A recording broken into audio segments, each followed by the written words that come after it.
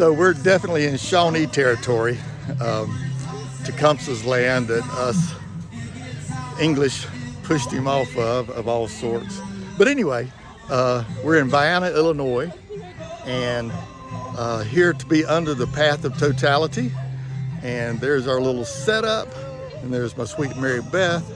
And we found a nice city park that's having a beautiful festival here today. It's overcast right now, but it's going to burn off by the time we need it to 2 Central Time. You guys having fun here at the Vienna City Park today? Lots to say about the Path of Totality.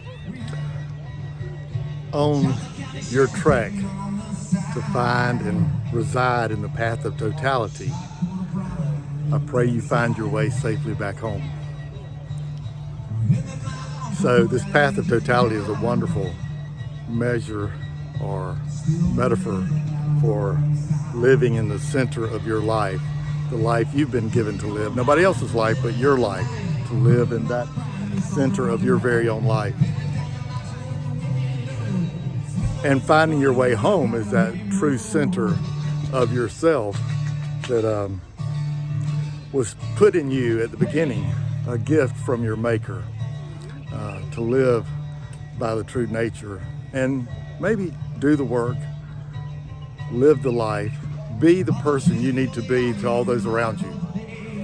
So I'm just loving this Path of Totality idea. Lots of traffic out on the highway. You want to get to where you want to be and play. Maybe you're playing in traffic. So I'm still working on this idea about balance or this Path of Totality. And what just came to me is what I love about an eclipse is you just know where you are in the universe. There is an alignment between the sun and the moon and Earth, and there's the Milky Way out there somewhere, and that just gets weird to think about. But I've been thinking a lot about what we call work-life balance, but I want to suggest work-life harmony. So we got children playing here, and work-life harmony, and the idea that maybe there's a harmony to the universe, even a sound of the universe. And now that we've got big ears pointed at the solar system, we can hear the sound of the universe, that there is a harmony. Every time there's an earthquake, we can hear the resonance of the earthquake around the world like a bell ringing. So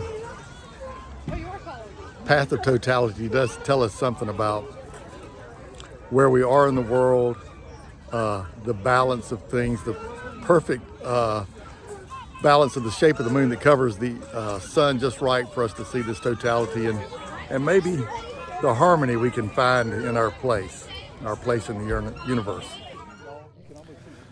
So it's been getting steadily darker for the last hour, and the moment of totality's coming up. And up until now, the moon is slowly covering the sun. It's getting a little bit darker, but I was noticing you can see the darkness approaching, and you'll hear the crescendo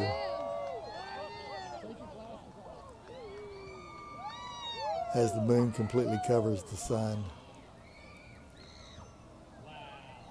And we could take our glasses off, and you could, actually you could not see the eclipse through the glasses. You had to take the glasses off, and then you're just seeing the ring of totality, where you're only seeing the corona. The moon has subtended the sun.